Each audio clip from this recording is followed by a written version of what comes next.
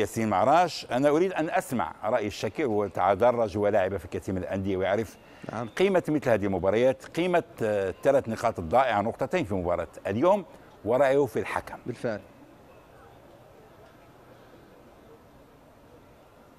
بالفعل معي كما تفضلت عبد الرحيم الشكير، وكذلك تساؤلات مهمة ننقلها الآن، والسؤال سيكون لعبد الرحيم الشكير. عبد الرحيم، أكيد مثل هذه المباريات مهمة، وكانت مهمة بالنسبة للرجاء بالنسبة للعودة بقوة في دور المجموعات.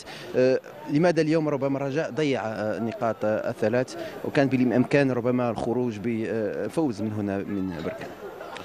فبالنسبة للمقابلة ديال اليوم، كما شتي اللاعبين كانوا عازمين باش يحققوا واحد النتيجة إيجابية، سيرتو شفنا النتيجة ديال الفريق الكونغولي مع فريق حسنية، فزادنا حماس باش ناخذوا 3 بوان هنا باش نكونوا قدنا قد الفريق الكونغولي.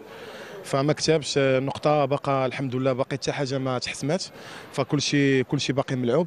فعندنا ماتش المقابله الجايه كونتر اكادير اللي عندنا في التيران ديالنا، فخصنا نحسموا 3 بوان ان شاء الله تمايا ونمشيو للكونغو ان شاء الله، نجيبوا تاهل من تما ان شاء الله.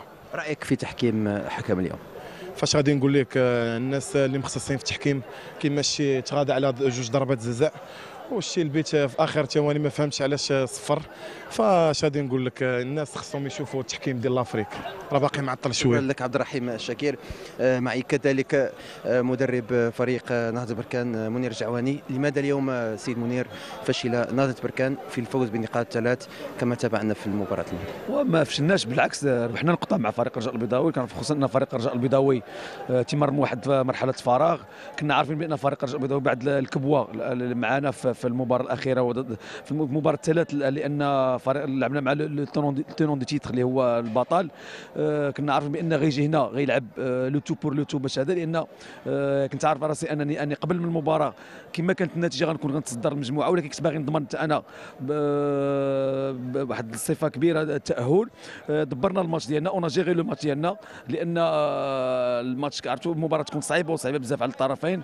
انا بالنسبه لي كنظن بان كان مباراه كانت تكتيكيه، وعرفنا كيفاش ناخذوا كما كنقول ناخذوا نقطه من عند فريق الرجاء البيضاوي، لان عرفت فريق الرجاء البيضاوي غيجي ويحط جميع الاسلحه ديالو انه ياخذ 3 نقاط، والحمد لله على هذه. وحتى حاجه مازال ما تلعبات، مازالنا مباراتين ان شاء الله. نتمنى ان شاء الله المباراه المقبله ضد فريق اوتو الكونغولي نحققوا فيها ان شاء الله واحد الفوز هنا ان شاء الله في الميدان ديالنا، ونتاهلوا بصفه نهائيه للدور المقبل ان شاء الله. شكرا لنهضه بركان، شكرا لك. شكرا. كما تابعنا ربما رضا من جانب مدرب نهضه بركان منير الجعواني، وكلام كان واضح من جانب لاعب شكير حول التحكيم، ويجب إعادة نظر كما قال في التحكيم في القارة السمراء. ونتمنى التوفيق إن شاء الله للأندية الثلاث، على الأقل نتابع ونشجع إن شاء الله فريقان مغربيان في الدور القادم بتأهل ربما نهضة بركان أو حسن أكادير، وكذلك الرجاء الرياضي. تفضل زميلي خالد. شكرا ياسين معراش ومنير جعواني، بالطبع نكن له الاحترام الكامل، كيف لا يكون سعيدا. لا أحد يرفض الهدايا حينما تأتي هدايا من حكم مباراة. لا يوجد فريق أعلنت له ضربة جزاء أو حسب وقال رفض أن يأخذ هذه الهدية. عبد الكريم، أعود إليك حول مجريات هذه المباراة. أستطيع القول أن فريق بركان هو الفائز الكبير في هذه المباراة، نقطة راح دعم رصيده، اليوم راه في المرتبة الأولى. والخاسر الكبير نقدر نقول أنه فريق الرجاء، لأنه اليوم راه ب3 نقاط، 3 نقاط، مازالوا مباراتين. اوتو دويا اليوم فاز امام حسنة اكادير، دعم رصيده.